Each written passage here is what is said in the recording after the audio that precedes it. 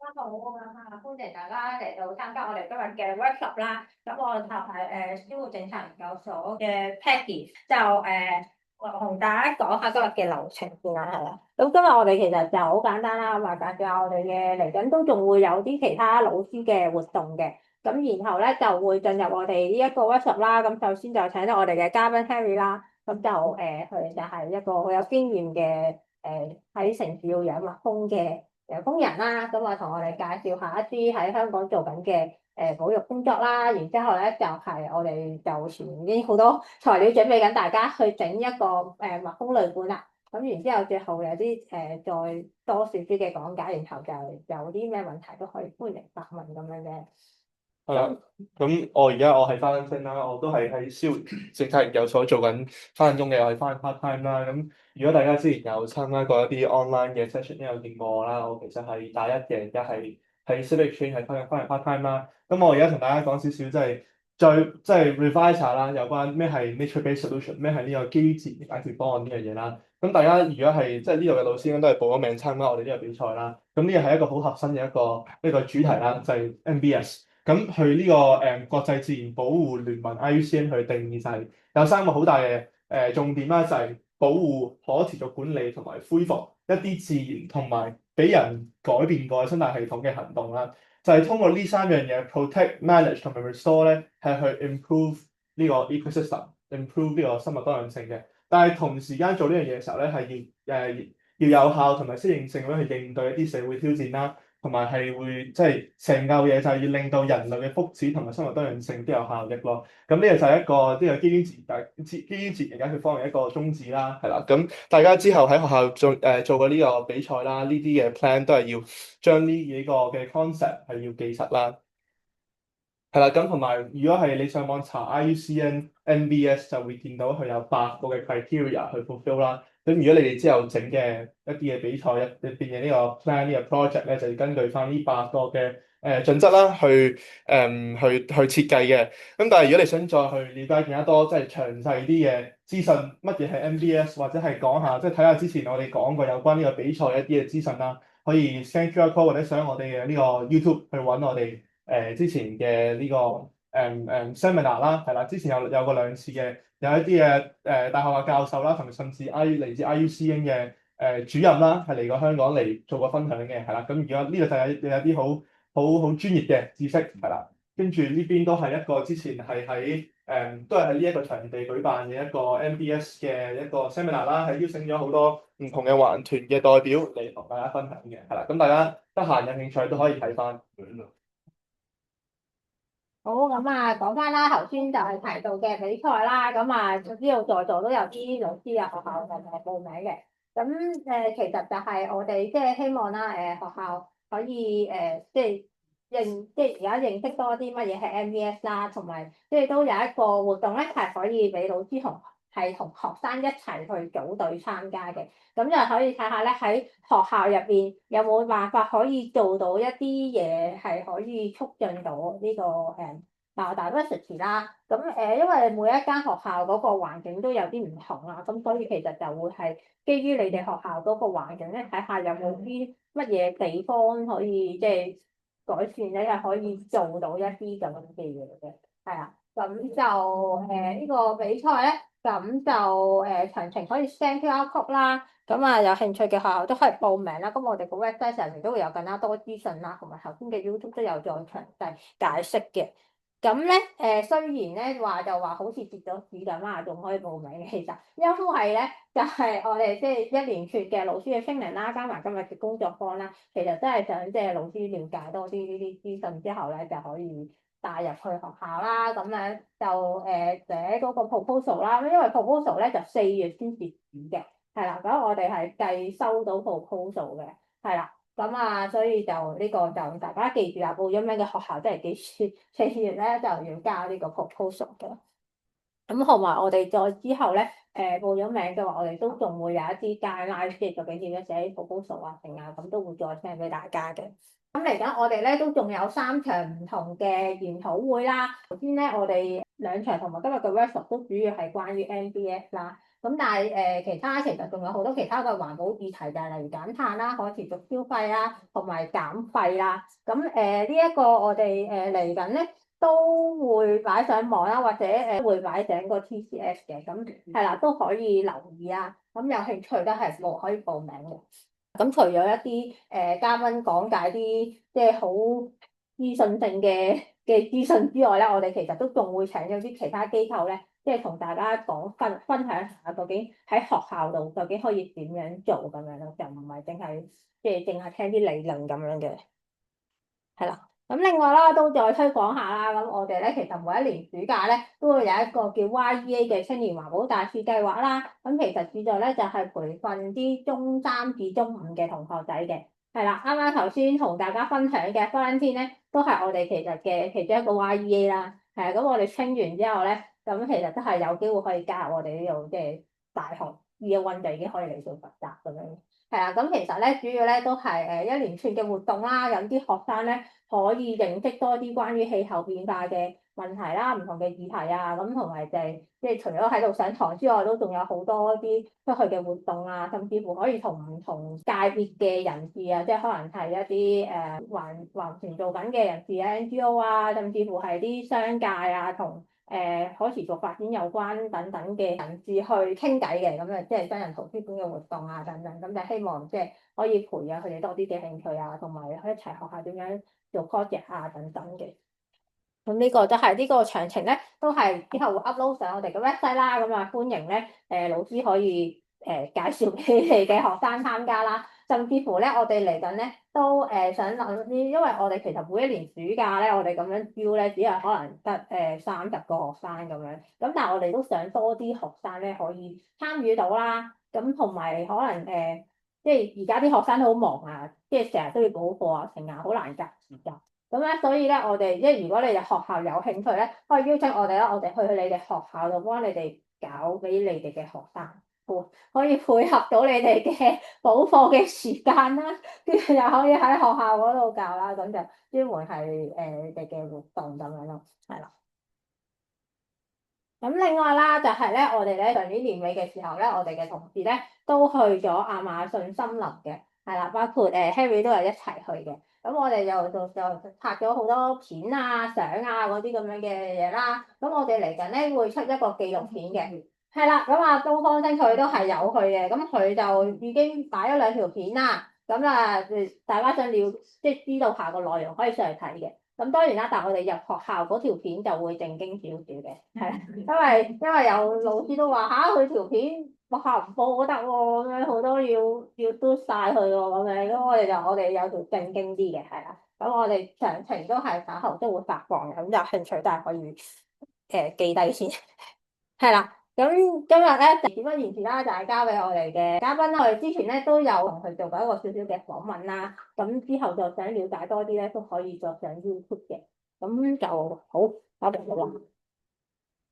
好，大家好，咁啊，我係 Harry 啦，咁其實就都簡單介紹下自己先。咁我其實就喺香港就做咗5至6年關於蜜蜂嘅保育工作啦。咁其實呢個題材喺香港，我諗10年之前咧都比較少人講嘅，甚至你同人哋講話，你見到蜜蜂唔好殺啊，或者係點樣咧，都會大家覺得哇好危險喎，就即係梗係唔會咁做啦。咁但係去到近期咧係意識上係比較多咗，咁同埋當慢慢即係不論係環保嘅界別啦，或者係科學家再去研究嘅時候咧，其實同我哋未來發展嘅方向咧都非常之吻合嘅。即係我哋嘅目標係去做一個可以持續發展嘅都市啦，同埋係有一個叫做對於成個生物亦都可以同佢哋一齊去共存嘅一個社會。咁變咗，當我哋要去做到呢件事嘅時候咧，例如我哋喺城市裏面，我哋要做綠化，或者可能大家嘅學校附近或者後面都會有個花園啊，後面有山啊。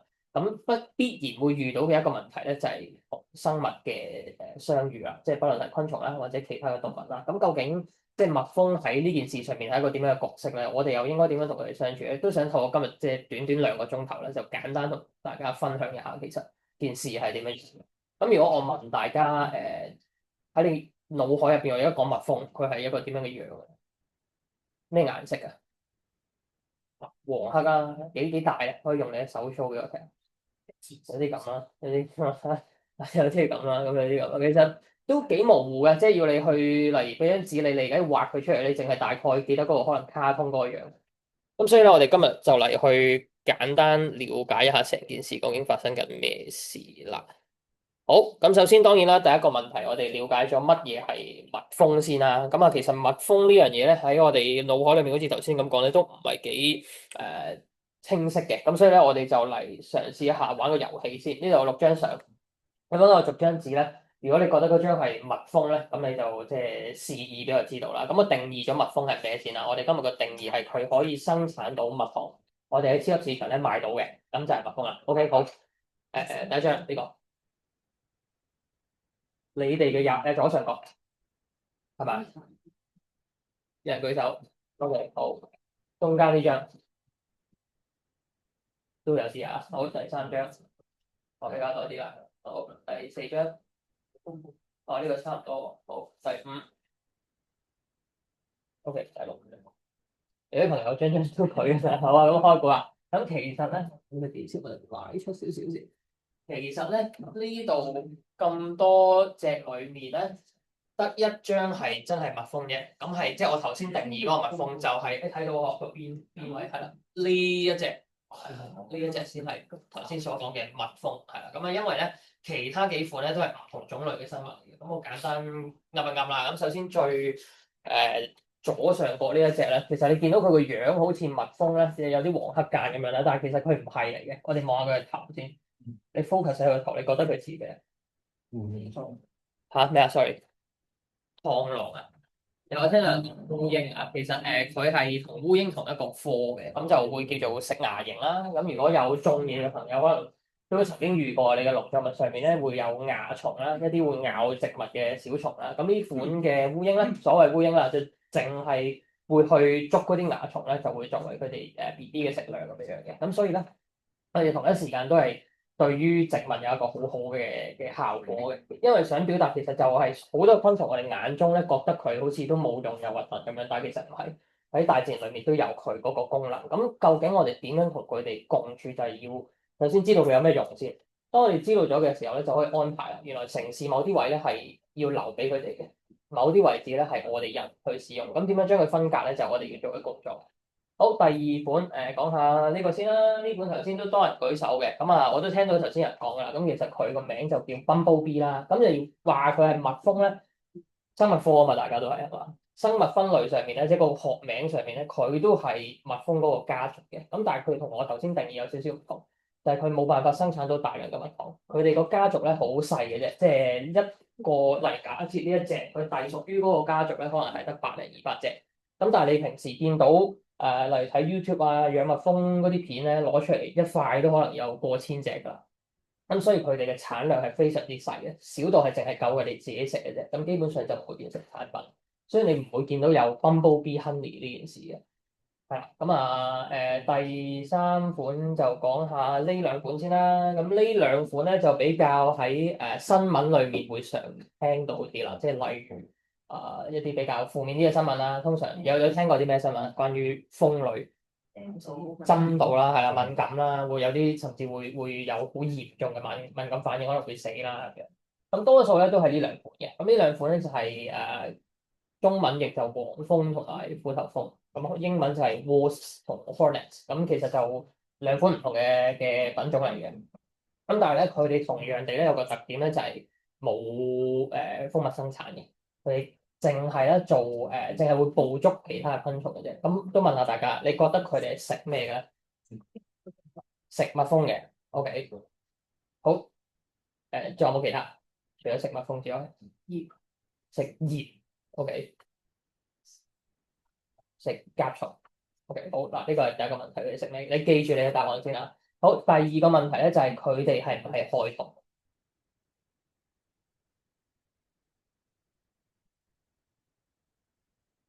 點睇大家？佢哋係咪害蟲？喺農夫嘅角度，喺農夫啊，我果然係老師啊，好敏感呢啲問題，唔會隨便去答啊。係事實上咧，害唔害蟲呢件事咧，我哋定義嘅喺大自然裏面，佢哋冇呢個咁樣嘅角色嘅，其實係只在乎平衡嘅啫。是但一樣嘢多得滯咧，都唔好嘅，即係就算蜜蜂多得滯咧，都唔好嘅。咁所以其實佢哋2個有佢哋自己嘅工作啦。咁一陣間可以我再講多少少啦。嗱，咁所以呢兩款咧就即係其實同蜂蜜係冇關，但係我哋好多時候你例如睇媒體嘅報導啊，一有人俾蜂針親咧都話有蜜蜂針啊，但係其實影張相係佢哋嚟嘅，係啦，咁呢個一陣間講多少少。好，最後一款啦，佢其實都係啦，你見佢前面嗰部分咧，其實佢係螳螂嚟嘅，即係螳螂嗰個 family 啦，好多異態嘅其實。好，咁其實蜜蜂呢件事咧喺成個世界裏面咧係得一個家族裏面有大概六至七個大嘅品種啦，係啦，咁但係最主流咧係得4種嘅啫，咁都好簡單就記到㗎啦，就大小東同埋西，咁啊逐種簡單講下啦。咁第一款係大蜜蜂啦，咁呢款大蜜蜂咧，咁有幾大咧？其實就同大家成年人拇指嘅指甲差唔多大嘅啫，其實已經係最大㗎啦。咁所以最簡單嘅辨認方法就係咧，如果你喺城市或者你學校見到大過呢個 size 嘅昆蟲咧，佢就嗡嗡聲咧，都唔係蜜蜂嚟嘅，都係蜂類，但係就唔係蜜蜂。咁但係呢款咧，雖然話就話係呢個 size，其實香港就理論上見佢唔到嘅，即係佢唔係一個原生嘅品種嚟。咁通常你會喺熱帶地方，例如係印尼啊、泰國啊，又或者一啲再比較即係近中間嘅地方咧，你會見到嘅。咁佢哋同樣都會出產到蜜糖啦。咁所以好多當地嘅村民咧，會行入森林裏邊去揾佢哋嘅巢，就會切佢哋嘅蜜糖，即係要去搜集咁樣。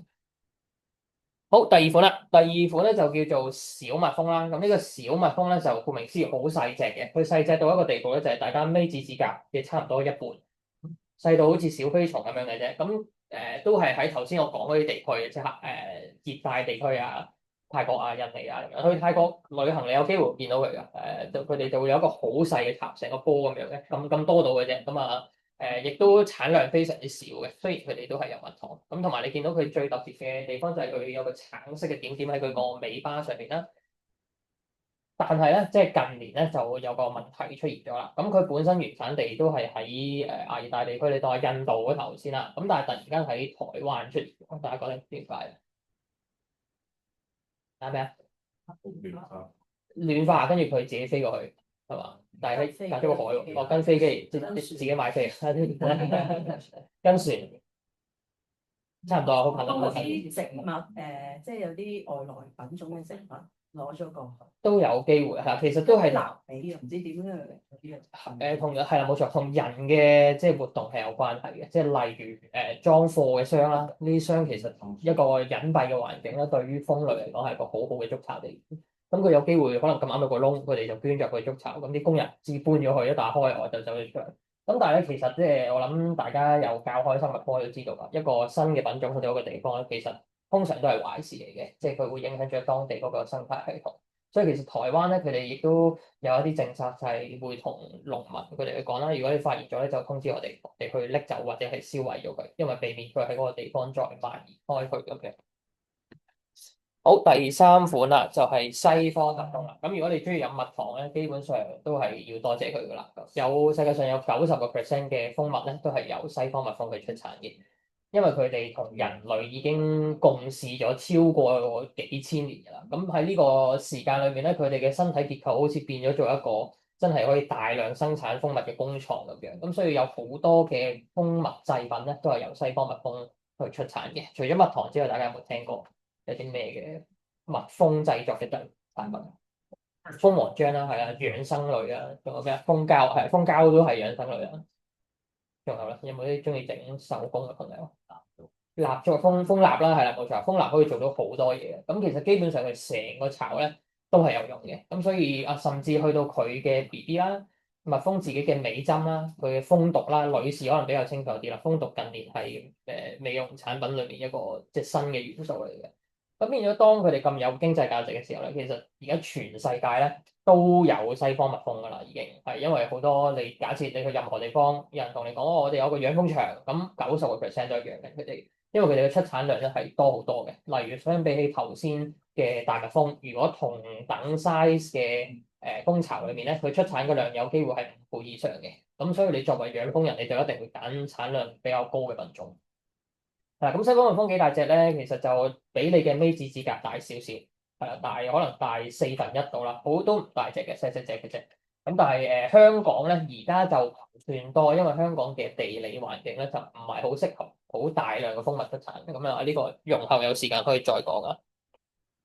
好，仲有一款東方蜜蜂，咁就係香港唯一一個嘅本土品種啦。咁啊，佢哋你見個樣同西方蜜蜂非常之似嘅，咁但係大細唔同啦。佢就係尾指指甲再細多啲啲，差唔多呢個 size 咁樣。咁呢度最尾先介紹佢咧，咁其實就係我嘅保育工作咧，最主要都係針對翻本地呢個品種嘅，因為佢除咗係即係喺本地生唔會有任何嘅即係同環境嘅衝突之外咧，亦都係佢哋去平衡成個生態一個好重要嘅角色嚟嘅。咁你喺城市入邊啊，其實其中一個我哋都會好在意嘅一個知識就係、喂，我哋遇到佢咁點算啊？即係究竟邊款係真人，同埋究竟佢係嗰個攻擊性係點樣啊？咁我哋先喺佢身體結構去着手先。咁啊，首先啦，即係我哋睇下佢哋個頭啦。你見到呢邊蜜蜂，嗰邊就係蜂虎頭蜂。你見到蜜蜂先，成個頭最突出嘅器官係咩？呢個嘢啦，有條好似脷咁樣嘅嘢啦，呢個啦，咁其實就係佢哋去揾嘢食嘅時候咧，佢哋最主要都係食流質食物嘅，就係花蜜啦。咁你就飛去花度用呢個管去掟啦。咁但係咧，頭先都有問過大家有虎頭蜂食嘅，咁你望到佢個嘴咧有個好大嘅鉗，咁其實係負責去戰鬥同埋即係捕捉佢哋嘅獵物嘅。咁但係咧，佢捉咗啲獵物翻去之後咧，其實咧就唔係佢自己食嘅。一個小知識咧就係黃蜂同虎頭蜂咧唔係肉食性嘅，其實雖然有陣時你會喺燒烤場見到有隻骨跌咗喺地下度走去咬啲肉啊，咁其實佢哋咧攞啲肉翻去咧係俾啲 BB 去食，佢哋嘅 BB 係會食肉嘅。然後咧成年嘅蜂咧其實都係食流質食物為主，所以佢係會去花嗰度攞花蜜嚟食嘅。所以換句話說，佢哋都係傳播花粉嘅其中一個媒介。咁但係即係點解佢哋嗰個即係攻擊性會比起蜜蜂強咁多咧？同埋你見佢外形都似嘅，虎頭蜂似甲蟲多啲嘅，因為佢個口咧好，佢個殼好厚，佢個外骨骼好厚，即係要戰鬥嘅時候就要使用嘅。個原因咧就係佢哋嘅巢啦，就係頭先所講，佢哋嘅 BB 係需要食肉啊。咁原來佢哋食完肉之後咧會吐翻一啲營養液出嚟。咁呢啲營養液咧就係去俾翻成年嘅虎頭蜂去食。換句話説咧，佢哋同個蜂巢咧係互相去連接嘅。咁如果佢哋冇咗個巢咧，好有機會佢哋成紮成年蜂都生存唔到嘅。即係有陣時我哋我諗你學校都有機會試過啦，全港嘅新界突然間發現有蜂巢，咁其中一個諗法就係、我哋快啲揾人噴殺蟲水或者成個剷爛佢啦，整爛佢咁樣啦。咁可能有啲學校就覺得我唔想用殺蟲水整爛佢，等佢自己飛過去第二個地方再築巢啦。其實係未必得嘅。佢哋有機會產爛咗咧就冇噶啦，就會死晒嘅。咁所以其實即係容後都會再講多少少啦。近年我俾咗個工作就係將無論係黃蜂或者虎頭蜂都將佢搬走，就搬翻去大自然入邊，咁就避免即係直接去即係毀壞咗佢哋咁樣。係啦，咁講翻佢點解會咁有攻擊性先，就係佢哋個巢其實等於佢哋一個外部嘅胃，即係冇咗個巢，佢哋有機會死，所以佢哋去防禦個巢嘅意識會比較強啲。係啊，咁點樣應對咧？咁我哋都係陣間再講詳細少少。係啦，咁先俾段片大家睇下先，即係你噏啫，你話Harry 你講話佢哋冇咁強攻擊性先，即係我哋睇段片先。咁呢段片咧，我哋先睇咗蜜蜂先。咁呢個係大蜜蜂嘅蜂巢啦。咦，我睇下呢個先。咁呢段片係做咩嘅咧？就係一陣間咧，你會見到有人去收集蜂蜜嘅。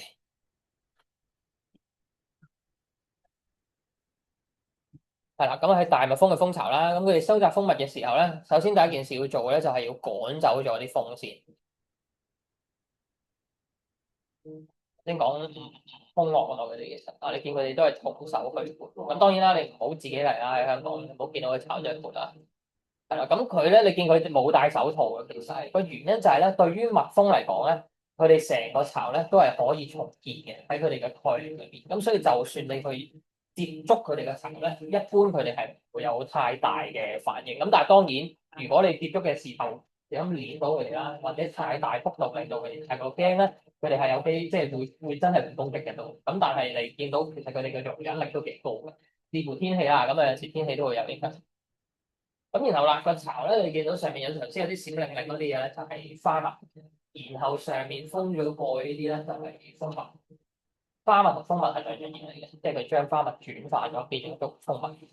咁跟住佢就會採集啦，你見佢就攞把刀出嚟啦，就切開個巢啦。咁啊，就算即係平時喺香港你見到蜂巢都係會以破壞嘅方式嚟處理嘅，呢個都係即係類似咁樣啦。但係佢哋嘅目標就係去攞嘅嘛。咁你見到呢個位切開咗咧，就冇嘢流出嚟嘅，因為頭先嗰個位咧最主要都係去裝 BB 嘅，其實即係佢哋嘅幼童。呢個就地面嘅版本。係啦，我而家切開呢忽係都冇嘅，你見到。咁所以咧呢個方式咧，即係破壞佢蜂巢咧，其實對於佢嚟講，雖然佢可以重建，但係就需要佢花更加多嘅資源啦，同埋時間去重新做呢件事。所以對於佢哋嚟講，都係一個好大嘅生態嘅壓力嚟嘅。咁而家呢一個部分咧，就係蜂蜜啦，佢哋就會成嚿攞走嘅。同埋同我哋平時喺超級市場見到嘅蜂蜜咧，都有啲唔同嘅。你一陣間見到佢流出嚟就知啦，係啦，比較流質嘅液體狀嘅。咁然後就你見到呢個巢剩翻嘅位置有橙色嘅地方啦，呢啲就係佢哋搜集嘅花粉。然後下邊咧懸崖形生咗門嘅位置咧，就係佢哋嘅 BB。咁所以呢個巢咧係都叫做好彩嘅，因為佢唔係成個頂都係蜂蜜，咁所以淨係攞咗個角落頭，咁下邊嗰啲就冇破壞到。咁但係如果佢好多蜂蜜存咗喺上邊咧，呢啲收集蜂蜜嘅人咧就會成個巢整爛佢㗎。咁而家好咗嘅，有部分嘅村民可能受過教育之後咧，佢哋就會將啲 BB 就嘗試綁翻上去。咁但係其實都會係一個幾大嘅影響，因為第一你唔知放唔放得實啦，第二亦都係即係經過咁樣破壞冇咗咁多嘢食咧，佢哋都難啲去生存嘅。咁攞咗翻去之後咧，就最主要就會咁樣揸晒啲蜜糖出嚟啦。所以你如果有機會去旅行咧，去東南亞嘅地方，佢話有啲喺村裏面搜集嘅蜂蜜咧，你都可以試下嘅。其實係幾唔同嘅，我哋會叫 raw honey。咁如果你哋去超市場買到嗰啲咧，通常都係加工咗啦，又或者加咗其他嘅嘢入去，就去即係變咗另外一樣嘢㗎啦。其實咁所以呢條片咧就想俾大家知道，其實蜜蜂就冇想象中咁 aggressive 嘅。咁但係你話咁唔係喎，咁黃蜂、虎頭蜂咧，咁我哋睇另一條片啦。好，呢條片咧，如果你好中意 YouTube 咧，睇 YouTube 咧就應該都睇過嘅。好，呢個人，大家有冇見過？呢個人咧，佢就專門捉唔同種類嘅昆蟲，咁然後咧就俾佢咬自己，咁佢就話你聽有幾痛咁樣。咁今次佢捉呢一隻咧，就叫做 Executioner Wasp，係啦，就咁樣樣嘅。咁啊，好大隻下噶，其實都差唔多咁樣。咁香港冇嘅，你就喺南美洲為主嘅。係啦，咁啊，佢一陣間會做嘅咧，就係好似而家咁啦，夾住啦，然後就一下咧撳落去佢隻手上邊。咁我哋要 focus 嘅位咧，就睇隻蜂得噶啦，就唔使睇個人嘅，因為都係得一個結果嘅啫。咁但係先問下大家啦，你覺得隻蜂撳咗落去之後，佢會有咩反應？咬啦，或者係針佢啦，即刻會做啦。你覺得應該係？咁我哋睇下係唔係咯？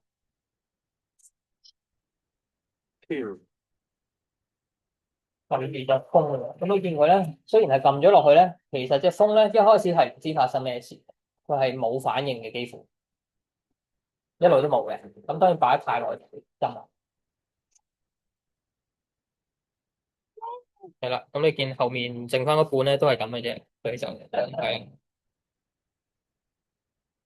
係啦，咁所以咧，其實呢兩段片咧，就想俾大家叫有一個新嘅新嘅印象啦，就係其實咧，佢哋就唔係想象中咁樣會馬上就會攻擊，又或者真係咁 aggressive 嘅。佢哋所有嘅攻擊行為咧，都同環境同埋當時發生嘅事情有關係。我諗最簡單嘅辨別方法咧，就係即係喺學校你哋有機會遇到，或者學生有機會遇到咧，都可以同佢哋講嘅。就係當你見到隻蜂咧，係平均速度咁樣飛行嘅時候咧，通常佢哋都係有嘢做緊，即係例如佢哋揾緊嘢食啦，又或者去搜集緊其他嘅材料咁樣。咁但係如果你發現咧，佢哋嘅飛行嘅軌跡啦，或者速度咧係唔平均嘅，又或者圍繞住你或者係某一啲嘢去飛行咧，就代表咗佢哋個注意力去咗嗰樣嘢身上啦。有機會可能係你太近佢個巢啦，又或者可能係行嘅時候唔小心撞到佢哋，令到佢哋驚啦。通常咧都唔係馬上就會攻擊嘅，除非你好近嘅巢。如果係遇到單隻咧，通常佢都會呆咗，諗下究竟發生咩事先。佢哋好似機械人咁樣嘅，寫咗個 program，我而家去揾嘢食，佢就淨係喺個揾嘢食冇。但係有嘢去干擾佢啦，例如你揾嘢去撥佢啦，你噴晒藥水啦，咁佢覺得痛啊驚嘅時候咧，佢就會轉咗去第二個模，去咗防守嗰個模，咁佢就有機會攻擊啦。咁所以呢個係我哋平時喺城市咧都可以留意嘅。咁另外啦，就係最重要啦。假設喺環境裏面，我要假設喺學校做一個可以持續發展項目，要種嘢喎，有植物喎，咁都有機會會吸引到風出現嘅。咁究竟係咩風係咩巢咧？咁呢個都係好重要嘅個認知。咁我哋都係玩個小遊戲啦。呢度張相，我一間逐張紙咧，你覺得係蜜蜂蜂巢咧，就可以試試俾我知嘅。OK，好嚟個呢個先，呢個。啲好中間呢個睇漫畫係呢個樣啊，通常都係小熊維尼啊嗰啲。好，第三似似地啊嘛，見到有啲好似六角形咁嘅嘢。好，第四多啲手啦，呢個都似似地啦。好，最後最多手係呢個啦。好，冇錯啦。咁其實得一張啫，都係如果蜜蜂嘅話，都係呢一張。基本上咧，香港嘅蜜蜂咧，佢哋個巢係唔會露天咁捉出嚟嘅，因為佢哋嗰隻蠟咧係同蠟燭嗰個蠟類似，啲熔點唔係好高嘅啫，60-70度就溶噶啦。咁所以去到30-40度就會變軟嘅，俾太陽曬住咧，好快會變腍。所以蜜蜂咧係中意喺一啲比較陰暗嘅地方築巢嘅，有機會喺啲樹窿啦，或者可能係啲牆壁裡面有個窿啊、石底啊，咁佢哋會喺呢啲地方去築巢嘅。咁但係其他嘅黃蜂、虎頭蜂就唔同啦。佢哋咧個巢係用植物嘅纖維啦，有甚至會去攞紙嘅，即係有啲紙將佢咬爛咗，就會攞去做佢起巢嘅材料。佢就會先喺裏面起咗啲六角形出嚟先，你見到裏邊有六角形，一托一托咁樣嘅。起完之後咧，就會再喺外面 cover 多一個殼上去，咁所以變咗佢哋係可以擋到水啦，同埋擋到陽光。咁有機會你喺樹上面見到一嚿咧，唔係蟻就係蜂噶啦，蟻嘅多數係泥嘅，蜂就多數係你見到係一個咁樣有殼嘅巢體嘅。咁又或者咧，有啲比較細隻啲 wasp 啦，其實 wasp 同 hornets 嘅分野咧就係 hornets 多數有殼嘅佢個巢，wasp 咧就通常好似一個粟米芯咁樣一條好多六角形，咁但係就冇殼嘅。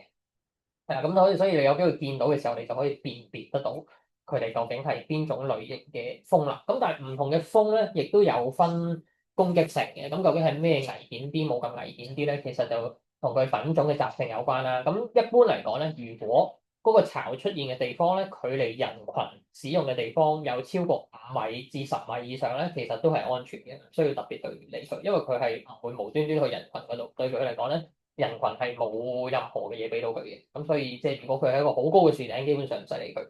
同埋咧，有另外一個認知就係佢哋係1年嘅啫，佢哋嘅巢1年之後咧，即係例如春天，而家春暖花開啦，佢哋開始會重新發展一個新嘅蜂巢出嚟。咁去到1年咧，去到冬天咧，佢哋嘅工蜂就會全部死晒㗎啦，剩翻新嘅蜂后咧就會匿埋過冬，去到下一年咧會重新再嚟過嘅。咁所以如果你發現咗個蜂巢，哇好大個喎，其實佢已經同你共處咗1年啦，咩事都冇發生就即係唔會有啲咩繼續發生落去㗎。咁過埋嗰年之後咧，佢哋就會走㗎。係咁，呢個係虎頭蜂嘅一個少少認知啦。好，一口氣講咗好多，有冇啲嘢想問我？冇，我先講下一個部分。咁你話嗰個巢咧唔使理佢，嗯咁嗰啲蜜蜂會飛走晒，咁佢即係好似一個枯樹咁樣就自己揾有一日自己咁樣咧跌咗落嚟。都好難，除非棵樹死咯，因為佢黐到好實嘅。即係佢會永遠喺嗰度。冇唔會再用咯，佢就會有嚿嘢喺嗰度。我可能有蟻會入去嘅，咁但係但係嗰啲蜜糖就冇晒，佢唔會冇蜜糖。你有冇聽先？大家呢個冇蜜糖嘅，係黃蜂同虎頭蜂冇蜜糖嘅。咁嗱，呢個係一個好好嘅問題。以近年嘅認知咧係唔會嘅，因為每一種用嘅材料咧係唔同嘅。咁但係咧曾經有見過一個，我都有見過一個好奇怪嘅 case 係調翻轉蜜蜂咧會捐咗入去個空間裏面起自己嘅巢，咁但係非常少非常少嘅個案嚟，多數都係吉咗喺度就唔用㗎啦。咁所以如果真係見到可能有個巢喺度，已經可能你春天啦或者夏天嘅時候發現咁大嘅巢咧，通常係舊嘅，亦都冇風出入嘅，咁嗰嚿嘢基本上就冇用㗎啦已經。好，仲有冇問題？有咩吸引佢哋喺嗰度起佢個巢？啊，問得好啦，呢、個就同嗰個環境嘅温度啦、濕度啦，佢哋嗰個品種中意啲咩啦，係有關係嘅。一陣間都有少少 case 我俾大家睇下，即係佢哋有某啲蜂係特別中意喺某啲位度築巢嘅。但係咧，蜜蜂有冇啲傾向中意啲幾多温度，定係真係每一隻 species specific？每款都有少少唔同。你如果單純蜜蜂咧，佢哋自己本身要 keep 到嘅巢有30幾度嘅，咁所以佢一定係喺一個可以聚到温度嘅空間啦。想問咧，就中間啊最頂中呢個似係黃蜂啦，咁就另外就馬蜂啦。右上角咧，其實都係獨居蜂，香港有冇？呢個唔係獨居蜂嚟㗎，呢個都係 wasp 嚟嘅。哦，係呢個係 hornet，sorry。上角咁咯，我最有興趣嘅右上角。呢個都係 hornet 嚟嘅呢個，佢哋會講有冇？有好多㗎，佢會先捉咗一個托出嚟先，因為咧都講多少少啦。其實咧蜂后同蜜蜂嘅生存模式咧係完全唔同嘅。蜜蜂咧就永遠都係一群嘅，唔會少嘅。佢一少咧，佢就唔會生存得到。黃蜂唔同啦，即係黃蜂、虎頭蜂頭先講咧，每年佢會死晒噶嘛，啲工蜂就會得翻一個蜂后，就由嗰隻蜂后重新再起出嚟。咁佢起出嚟嘅時候咧，冇人幫佢噶嘛，佢就會先起咗第一托，起完第一托咧，佢就會有幾隻新嘅工蜂去幫佢啦。嗰個時候佢就會變咗呢個袖生法。咁當佢越嚟越多工蜂咧，佢就會拆咗個殼再起翻大嘅，越嚟越大就會變咗咁樣樣噶。一年多數就係一年嘅啫。一隻。唔係死剩一紮蜂后，嗰紮蜂后就會匿埋去過冬咁樣。係我哋先前曾經有個案例喺米埔咧，冬天嘅時候喺嗰啲觀鳥屋後邊咧，咪有嗰啲有唔知有冇去過啦？個觀鳥屋有啲木板，好似展示板咁樣，後面有啲位啦，我哋就發現後面有成群嘅，全部都係蜂后嚟嘅，即係 wasp 嘅蜂后，係佢哋喺冬天就完全冇攻擊性，可以伸隻手指去掂佢哋，直頭。頭先你話咧，一開始係隻蜂后起先，嗯跟住之後有工蜂幫佢啊嘛。咁嗰啲工蜂係邊度嚟嘅？你嗰隻蜂后生出嚟，佢生完之後就再配。係啦，佢哋係一層一層咁樣去建造出嚟。所有蜂巢裡面嘅關係都係母女嚟嘅，即係常見啦。呢個家族裏面啊，都係母女嚟嘅。呢個問題有關事。好啦，隨便。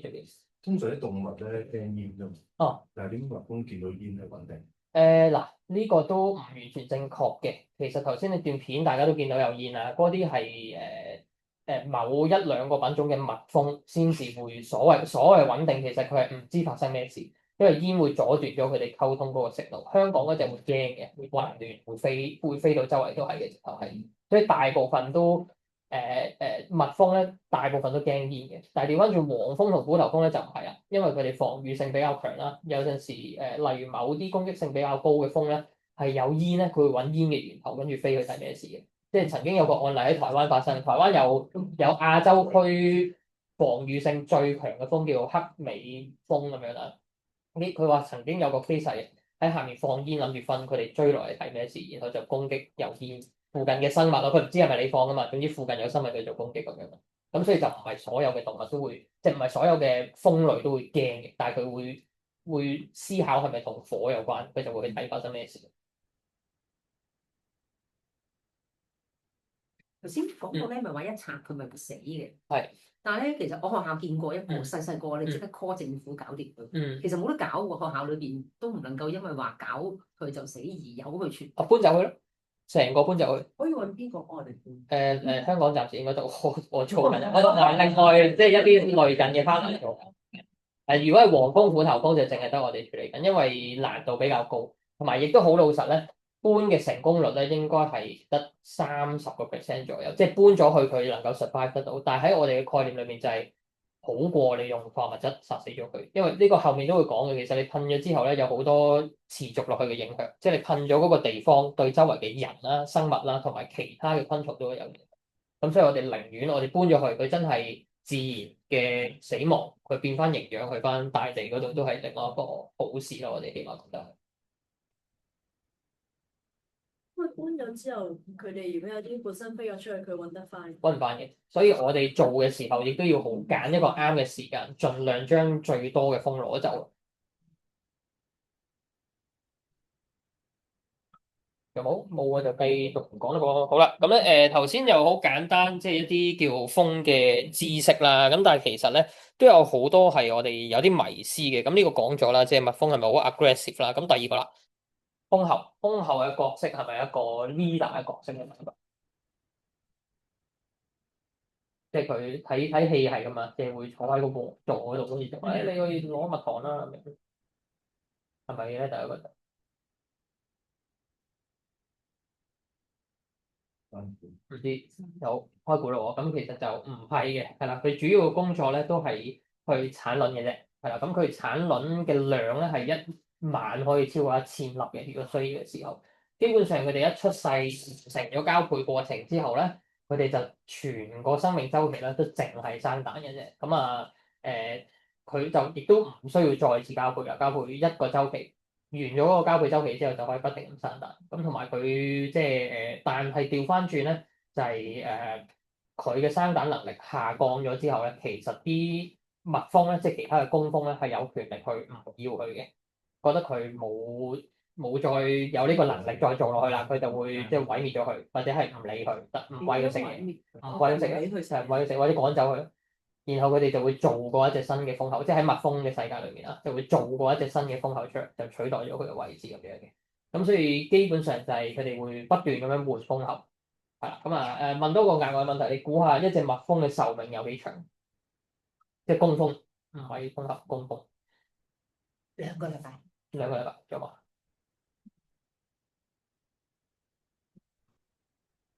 差不多啊，大概個半禮拜啦，有冇2個禮拜咁短？唔係，sorry，個半月，個半月係個半月，唔係個禮拜，係啦，個半月6個禮拜左右啦。咁啊，由佢即係有粒蛋開始就變成一隻叫做完嘢老死嘅工蜂個半月。咁但係會有機會有長有短嘅。如果佢係喺春天，即係好多嘢做，例如又要照顧小朋友，又要出去揾嘢食咧，會短命啲嘅。咁就調翻轉啦。如果個蜂巢咧冇咗個蜂后咧，咁佢哋頭先講佢會做一隻新蜂后出嚟啦，但係唔一定成功嘅，即係好複雜啦。有機會有時間講，我驚時間。如果佢失敗，即係話成個蜂巢長期處於一個冇蜂后嘅狀態咧，佢哋壽命會長好多，因為佢哋冇工作做，佢哋就唔知道做乜，淨係食翻剩翻嘅蜂蜜咯，即係可能有機會會去到2個月啊咁樣，2個月多啲咁樣。咁所以即係蜂后嘅角色同我哋想象中有少少唔同，我會咁樣去形容嘅就係成個蜂巢咧，其實就唔應該逐隻蜜蜂咁計，佢哋係一個巢等於1，每一隻蜂咧就係佢裡面嘅細胞，咁你就可以想像到成件事係點樣去發展嘅啦，即係唔同嘅細胞就做唔同嘅工作。好，另外一個迷思就係蜜蜂針完你之後，佢會唔會死？係啊，人會唔會死就晏啲先講。係啦，蜂針咗你之後，佢會唔會死咧？有人話唔一定，有人話唔一定嘅，有冇？唔一定。其他朋友咧，你覺得係咪會死？視乎嗰度有冇寫埋。視乎個內臟有冇寫埋出嚟。OK，好，咁啊開估啦。咁其實都係首先睇咗咩品種先。蜜蜂咧，一般情況下咧，針完你之後佢會死嘅。如果佢因為佢個尾針有倒刺啦，針咗你之後棘咗喺個皮膚度，咁佢諗住逃走嘅時候咧就會撕斷咗。咁但係有一啲好少嘅情況係針未去到倒刺嗰個位，佢成支掹得出嚟，佢就唔會死。咁但係多數都會死嘅。黃蜂、虎頭蜂就唔同啦，佢哋嘅針係真係針嚟嘅，即係可以無限次咁使用，針幾多下都得嘅。咁所以就即係所以佢哋嗰個攻擊性又唔同，都係有呢個原因，因為蜜蜂自己都知嘅，針完你都死㗎。所以佢都唔係會無端端就會去攻擊。係啦，咁所以咧，即係冇咁多時間啦，講埋落去先，一陣間先講。係啦，咁仲有其他種類唔同嘅蜂嘅，其實喺即係成個香港城市入邊，例如咧頭先有位先生都有提及到嘅獨居蜂啦，獨居蜂，好喺度。獨居蜂佢係得一隻嘅啫，就唔會有蜂巢嘅，亦都係佔咗成個蜂嘅家族裏面咧最多嘅體系。你如果當叫做訪花嘅蜜蜂咧，其實係極少嘅喺成個家族裏面。你當假設我有3000個品種咁樣先算啦，咁可能係1/10都唔夠嘅，真正會去採蜜同埋訪花嘅品種。即係當然佢哋都會去食花蜜，又或者做其他會黐蜜花嗰度做嘅工作。咁所以佢亦都係叫做傳粉昆蟲啦。咁但係佢哋嘅種類咧非常之多啦，亦都有好多好有趣嘅一啲特性咁樣樣嘅。咁我哋都可以簡單介紹一下，亦都香港城市都好多嘅。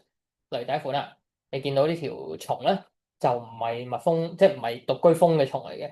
佢嘅後代係背脊上面一粒粒白色嗰啲。我哋會揀某一啲特定嘅宿主咧，飛咗上去之後就生粒蛋上去。咁粒蛋一去孵化嘅時候咧，就會食咗嗰條蟲噶啦。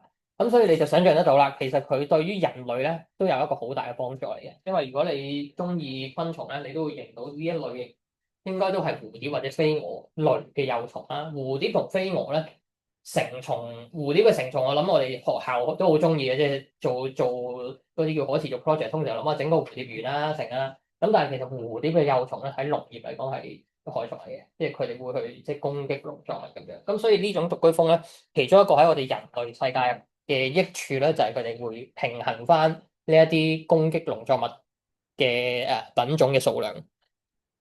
係啦，咁另外一啲咧，佢哋就會去生蛋嘅。大家台面嘅 Bee Hotel 啦，我哋過多陣就會做噶啦。其實就係去瞄住呢啲嘅品種啦，希望俾到多啲嘅位置佢哋去生蛋，因為佢哋咧非常之適合喺城市裏面嘅。個原因就係佢哋首先得一隻啦，生咗蛋之後咧，佢哋就會離開嗰個即係我哋俾佢生蛋嗰個位。離開咗之後，呢啲蟲蟲孵化咗咧，都會即刻走嘅，同埋佢哋非常之驚人嘅。你行埋去就即刻走啦。咁所以喺市區咧，其實有佢哋去幫手傳播花粉咧，成個效能係會比較好啲啦，同埋喺公眾嘅眼中都冇咁恐怖嘅。即係話你話喺學校養一箱蜜蜂，即係你收埋佢梗係得啦。咁但係當有人知道，哦，你啲蜜蜂飛到周圍都係咁樣，咁啊獨居蜂就冇呢個問題啦。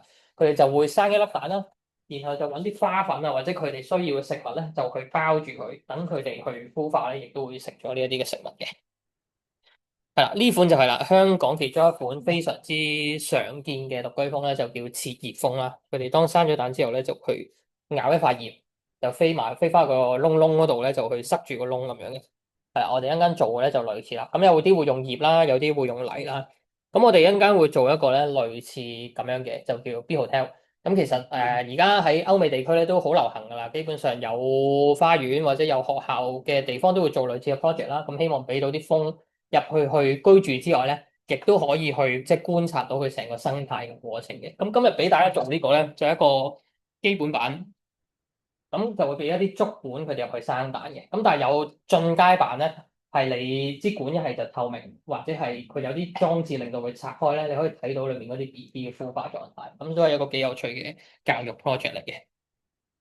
咁都仲有非常之多嘅，例如呢個啦，喺學校有機會都會見到嘅。如果近山邊或者你自己住嘅地方咧，都會見到無端端有個用泥整出嚟，好似花樽咁樣，咁會叫泥狐蜂啦呢一款。咁佢哋都會係捉蝴蝶同埋飛蛾嘅幼蟲咧，就放入去呢個泥壺入邊。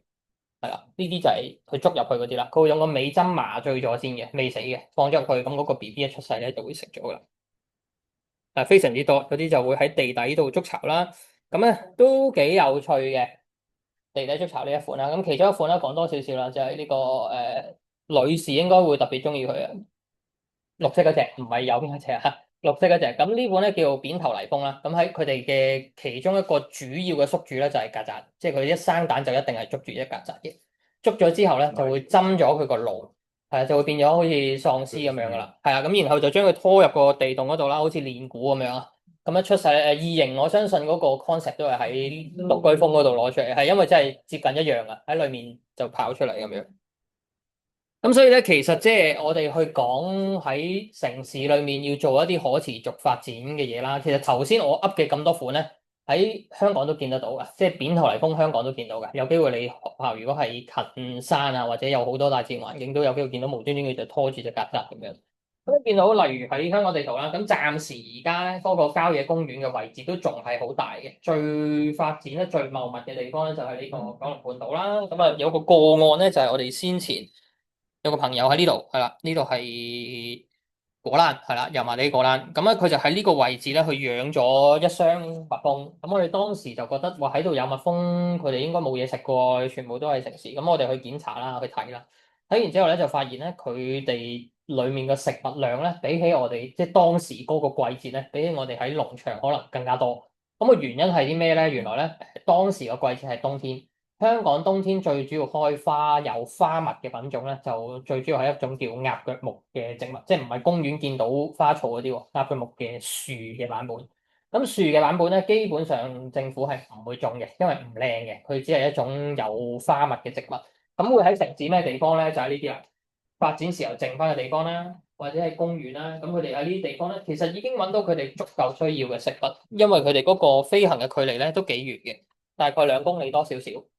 咁所以我哋之後咧都有唔同嘅 project，有啲都同學校合作過，就喺佢哋嘅天台啦，又或者喺佢哋一啲即係extra 嘅地方，我哋就嘗試擺一個風箱。咁其實基本上咧，成個九龍區都係有能力咧可以令到佢哋生存得到嘅，因為本身已經有一啲野外嘅風喺呢一度噶啦。咁再加埋佢哋周圍遷移咧，其實你就見到成個香港大部分嘅地方咧，佢哋都根本就係佢哋活動嘅範圍嚟嘅，不論係蜜蜂啦、黃蜂啦，仲有虎頭蜂啦，仲有獨居蜂啦。咁所以其實我哋當要去做一啲叫做可持續發展，又或者係同綠色相關嘅 project 咧，蜂係其中一個好重要嘅角色嚟嘅。咁咁好時係啦，咁有幾重要咧，就係因為佢哋同個食物鏈有關啦。你翻去前面先。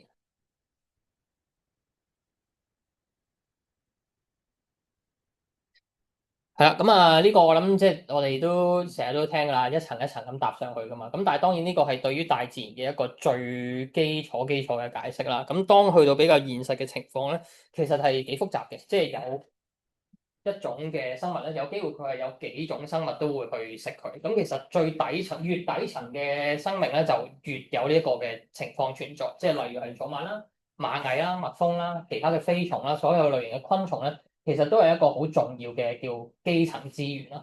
越多呢啲昆蟲咧，其實上面咧就越多嘢食。咁其實一層一層咁樣去遞增上去嘅啫。咁當我哋話要成個環境都做得好嘅時候咧，其實冇得分割嘅，即係話我想成個城市綠色，我淨係種植物，我唔想要上面所有嘢，其實冇乜可能嘅。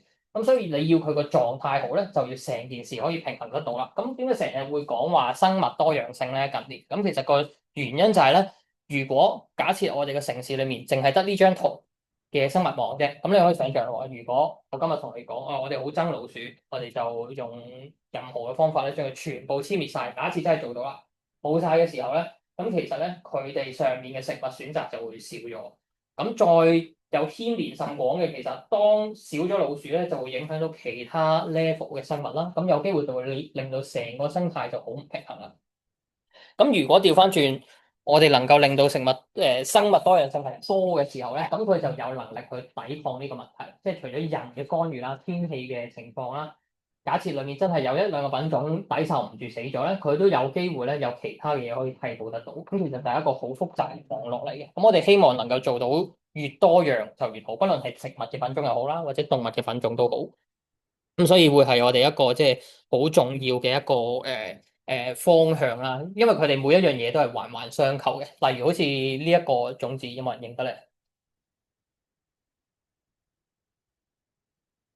係咩植物嘅種子啦？係啦，中間嗰條係種子嚟，其實好開估咯。呢個係土沉香啊，即係香港好出名嘅一個植物啦。咁原來咧土沉香同其中一種嘅蜂類咧係有一個直接聯繫嘅。如果我就咁問你，你覺得呢條種子似咩啊？喺你嘅眼離遠望落去，我唔同你講係種子，你覺得似嘅？似蟲蟲啦，係咪？咁所以咧，其實係佢演化出嚟嘅一個特殊機制咧，就會去吸引頭先我所講嘅其中一種胡蜂，就會覺得係蟲咧，佢就會去捉咗呢條種子走，攞走嘅時候，攞到一半咧，佢就會發現，咦，唔係嚟嘅喎，佢就會抌啦，抌咗落去咧，就幫佢用空中嘅方法就傳播咗個種子去一個新嘅地方。其實喺自然裏面有好多嘅植物咧，都係有咁樣直接對接嘅一個叫播種啦，或者傳播花粉嘅關係。例如蘭花啦，有好多嘅蜂咧係單對單嘅，即係有某種蜂淨係去蘭花嘅啫。咁變咗呢啲咁嘅聯繫咧，非常之重要嘅。你斷一個咧，另外一個就會受到好大嘅影響。咁所以亦都係點解我哋希望可以做到多樣性嘅一個關係啦。好，咁咧時間冇多啦，咁我哋咧就會先做咗一個即係關於獨居蜂嘅一個叫 B Hotel 啦。咁我哋可以一齊咧就打開我哋前面呢個盒先。如果有啲成個呢個睇個原理咧，好簡單嘅啫。佢會有一個嘅外殼啦，呢個外殼就會裝住中間一啲嘅管啦，或者其實可以用其他嘅材料就去俾啲風山大。好，咁啊，繼續咯喎。咁啊，頭先講啦，即係點解即係我哋會話佢喺城市裏面同可持續嘅嘢相關，又或者係同一啲即係綠色嘅 project 相關咧？其中即係頭先都講過話傳播花粉嗰樣嘢啦。咁但係其實咧，佢對於人類咧都有一個好重要嘅影響嘅，就係佢哋同食物嘅關係非常之大啦。咁但係近年咧，其實就有一個即係好嚴重嘅問題發生咗，就係一個叫 colony collapse disorder 喺度，係啦，同食物係有關係嘅，因為佢哋需要好多嘅農業咧，而家叫monoculture，即係單一種植。咁其實單一種植咧都幾有缺陷嘅，喺近代去睇翻嘅時候。咁因為咧，你例如同一個地方有大量嘅同一個品種咧，咁其實你傳播花粉嘅效能咧就未必當地嘅蜜蜂可以完全 cover 得晒。咁但係你有咧，起碼佢嗰個效能咧係比你人手強好多。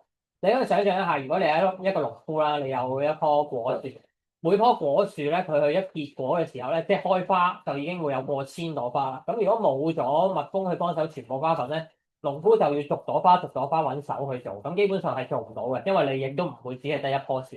咁所以當個情況咁樣嘅時候咧，就需要蜜蜂去做呢件事咧，糧食嘅出產咧先至會穩定嘅。係啊，咁啊我諗有超過60%以上嘅農產品咧，都需要傳粉昆蟲去幫手傳播花粉，佢先可以變到做果實。再未計有其他嘅經濟價值啦，例如係蜂蜜啦，或者係頭先講嘅其他產品啦。同埋亦都仲有一個好重要嘅原因咧，就係有好多果實咧，唔係我哋食嘅，係其他昆蟲食嘅。咁如果呢啲果實都冇昆蟲去傳播花粉咧，就變咗係成個食物鏈嘅一個即係面對緊嘅一個危機。咁但係去到近年啦，點解話佢哋嗰個狀態出咗問題咧？就係首先喺美洲發現嘅一個叫做 colony collapse disorder 咧，就係講緊咧蜜蜂突然間佢個數量咧係急劇咁下降，個下降嘅狀況好奇怪嘅。原先一個蜂巢裡面你當有1萬隻蜜蜂咁先算啦，可能個養蜂人咧去檢查嘅時候，突然間發現啦，上個禮拜睇咗1萬隻嘅，突然間咦跌咗落8000喎。再過多一個禮拜跌到落去6000，最後咧就跌到得翻可能10幾20隻同埋隻蜂后。咁但係以蜜蜂嘅習性嚟講咧，其實佢哋係唔會咁樣嘅。如果佢覺得個情況有問題咧，佢會逃走，連隻蜂后一齊帶走。咁但係咧，佢哋發現啦，即係發現咗好多啲情況，個蜜蜂嘅數量突然間咁樣減少同死亡，同埋佢唔係死喺個巢入邊，係唔知佢入邊。咁所以咧喺呢個事情上面咧，近呢幾十年啦，科學家都不停咁研究啦。咁其中一個推測咧，其實都同個天氣係有關係嘅。因為例如蜜蜂或者係蜂類啦，不論係蜜蜂定係其他嘅蜂啦，其實佢都需要一個比較平穩嘅氣温咧，佢先可以發展得穩定嘅。例如蜜蜂頭先有講啦，大概係30度左右啦，佢個巢裡面。咁你可以想象，我哋而家夏天可能就咁已經係30度或者30幾度。咁喺個巢裡面就更加熱啦，因為佢有更加多嘅嘢入邊。咁俾大家估下，如果你係蜜蜂，你會點樣去幫佢巢降溫？活翻嘅，活液有冇？有冇？整爛少少，OK。好，開估，首先拍翼啦，係好直觀嘅。例如香港東方蜜蜂咧，佢哋拍翼嘅方法咧就係，假設呢度係蜂巢，大家喺嗰個蜂巢入邊啦，有某啲工蜂就會喺個門口度不停咁拍，將啲先鋒就潑入去。係啦，抽氣扇咁樣。西方蜜蜂調轉嘅，西方蜜蜂就係面向個巢，將啲熱氣拍出嚟。咁佢哋就唔同品種有唔同嘅方式。咁佢呢個係一個最基本嘅方法啦。但係佢有另外一個更加強嘅方法咧，就係水簪。佢會出去揾一啲水翻嚟，佢會飲咗落個肚度啦。咁翻到嚟咧，就將啲水咧就套喺佢個房間入邊，因為本身係比較凍嘅水嘛，佢就會吸咗嗰個地方嘅熱力，變咗做暖水。跟住就會將啲暖水攞走，就再換翻啲凍嘅水落去。但係你想象得到啊？呢啲全部係 extra 嘅工作嚟嘅，對佢蜂巢本身係冇咁嘅，即係冇乜額外嘅增長嘅。咁佢哋當工作量多咗咧，佢哋死亡嘅機會就會增加啦。因為即係越多嘢做，佢越短命。去到冬天調翻轉啦，太凍嘅時候咧，佢哋就會全部黐埋一齊，變咗做個波，就不停咁樣去震動啦，就產生溫度。咁甚至係強到咧，因為佢保持35度嘛。去到冬天你打開個風窗，即係例如我平時要檢查咧，你打開係 feel 到啲熱氣會噴出嚟，咁犀利。咁所以極端天氣就會令到佢哋嗰個温度平衡咧，要做多咗好多工作，呢個可能係其中一個原因。第二個原因咧就係即係殺蟲水啦，頭先都有講過啦，學校通常即係處理蜂類咧都係揾政府去噴咗佢就算咁樣。咁但係問題咧，殺蟲水有一個好強嘅效果嘅，好多時候我哋都會低估咗。例如我其中一個案例咧，就係會用某一種叫低效殺蟲劑啦，可能大家都用過啦，橙色噴嘴嗰個係啦，唔開名，橙色噴嘴，話咩動物都冇事嗰個咧，嗰個案例咧就係有個人啦發現喺個窗台嗰度有蟻啊，咁佢就覺得唔好咁多蟻喺度，有嘢食又剩，佢都唔噴啦，佢就揾個毛巾跌咗一下喺個毛巾嗰度，就抹咗個窗台一下，咁其實好有效嘅。第二日咧啲蟻已經消失晒啦，咁但係之後佢發現咧喺嗰個窗台附近大概5米左右啦，有一個蜂巢嘅本身。咁喺嗰個月裏面咧，持續見到有啲死嘅 B B 俾佢掉出。原先佢哋嘅 B B 係白色，好似好晶瑩剔透好靚嘅，但係佢掉出嚟嗰啲咧，全部都係黃晒、乾晒嘅 B B。咁一路去到超過嗰1個月之後咧，嗰個蜂巢成個就已經消失咗啦。咁其實就算係低效嘅殺蟲水咧，對於昆蟲都係超有效用嘅。咁變咗當你用咗嗰度係可能當刻你解決咗你個問題，但係其實佢喺周圍咧仲影響緊其他嘅昆蟲。咁你如果周圍都用咧，其實就會有一個好大嘅影響。呢個係其一。其二咧就係啲殺蟲水嘅殘留能力都好強嘅，會殘留咗喺嗰個屍體身上面啦，落咗個土地裏面，俾去咗水裏面咧，亦都會係污染咗個水源。其實到最終都有機會翻去個植物鏈入邊，亦都會翻嚟我哋嘅身上。咁所以亦都係一個我哋都好希望係去推行嘅一個，就係盡量唔好用化學嘅殺蟲劑。咁其實有好多方法嘅，即係而家已經有好多嘅產品咧，係俾你可以唔使用你隻手掂到嗰隻昆蟲就捉住佢就掉走佢咁樣，就寧願用呢啲方法啦。就算退100萬步嚟講咧，你就算揾個拖鞋打死佢咧，都好過你用大毒水。好咁啊，但係當然啦，仲有一個好大嘅難處就係去做保育嘅工作啦，因為始終蜂類咧喺所有人類嘅 DNA 裏面咧都係會有少少驚嘅。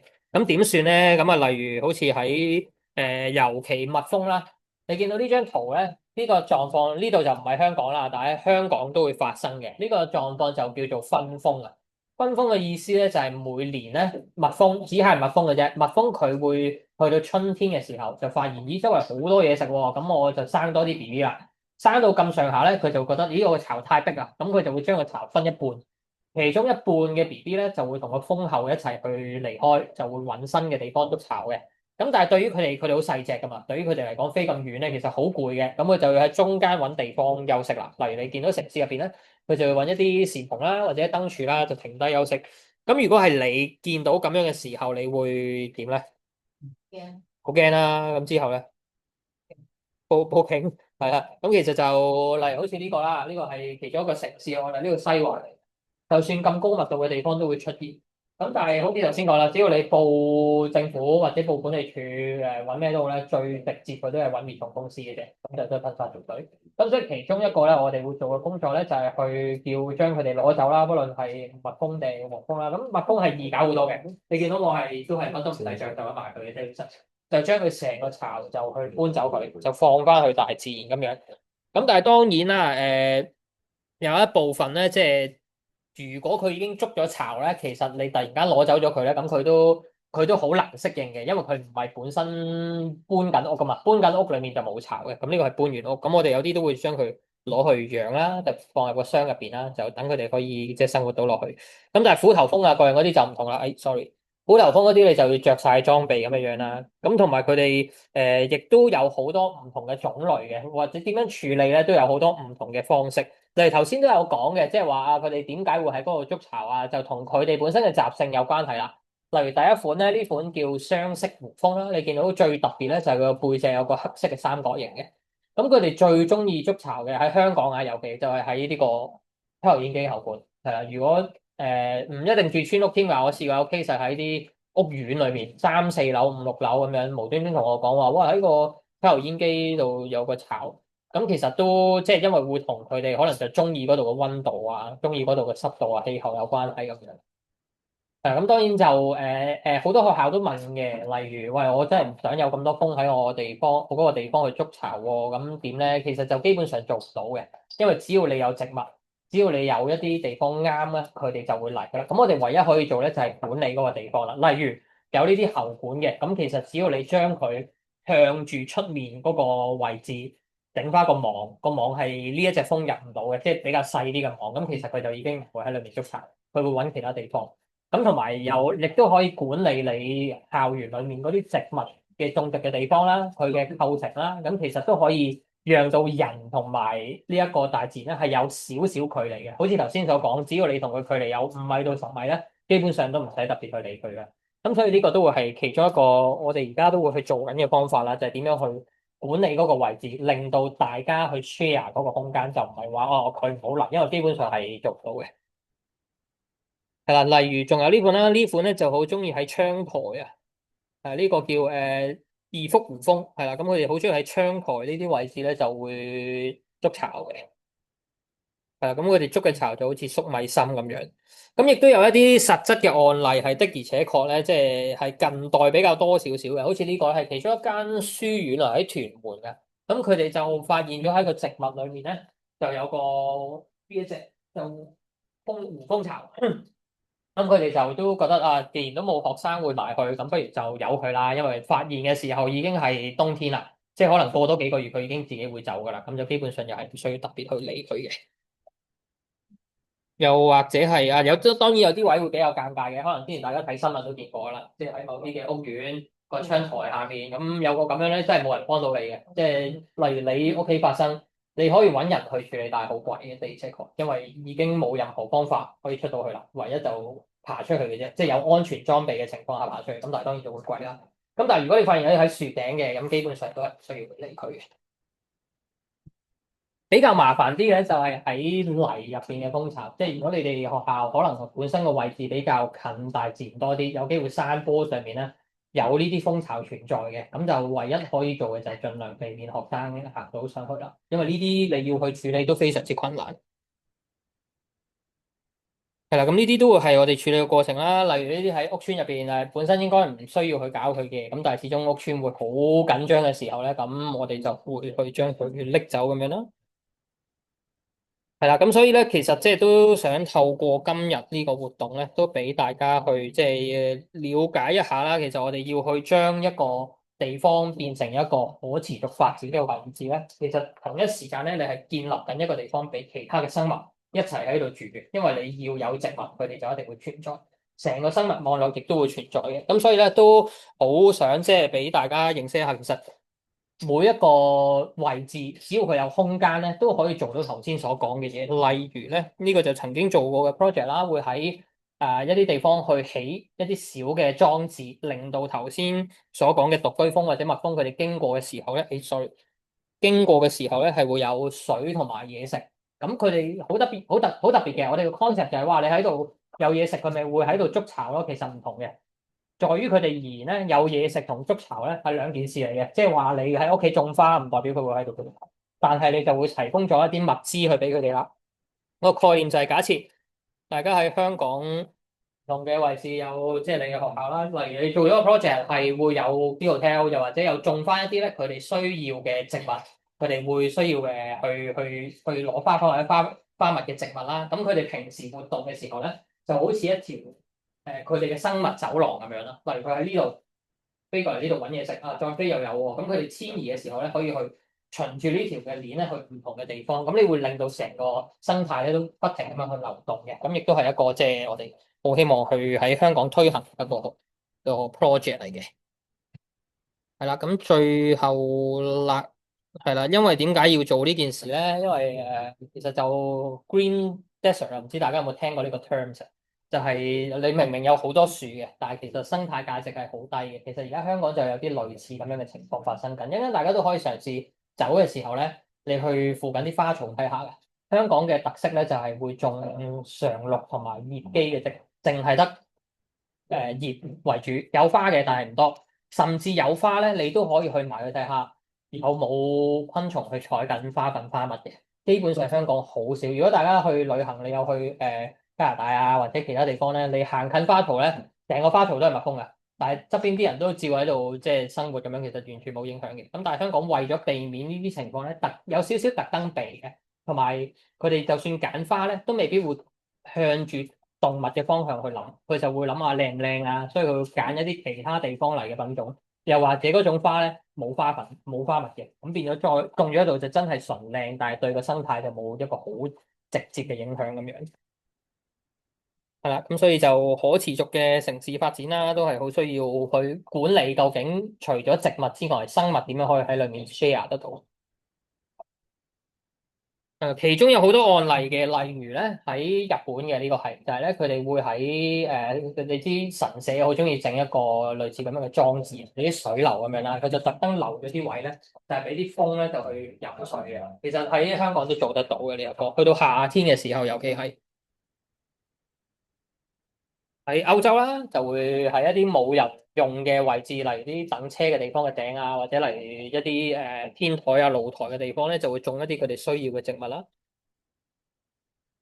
係啦，咁喺香港咧，都曾經做過好多唔同類型嘅 project，就喺唔同嘅位置㗎。你見到任何地方我都試過咁滯㗎。咁其實都除咗對於個環境係有幫助之外咧，其實亦都係一個好好嘅學習過程嚟嘅。尤其係個對於無論係學生又好，或者老師又好啦，其實嗰個觀察嘅角度有少少唔同。即係當你用動物嘅角度去觀察翻嗰個社區嘅時候咧，你就會發現原來，佢無論係佢哋嘅特性又好，你個社區咧都有一啲嘢係你原來先前冇想像得到喎，咁會係一個唔錯嘅即係學習機會嚟嘅。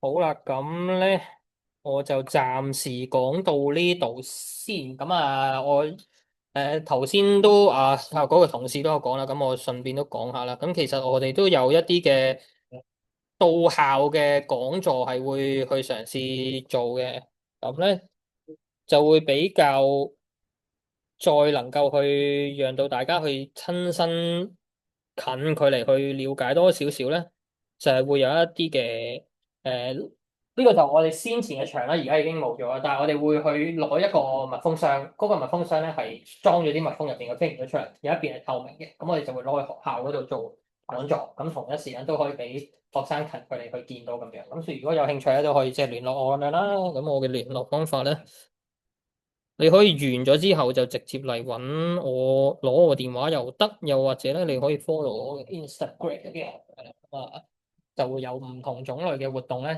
有興趣都可以揾我去查詢一下咁樣。好，仲有10分鐘時間，冇問題想問我咧。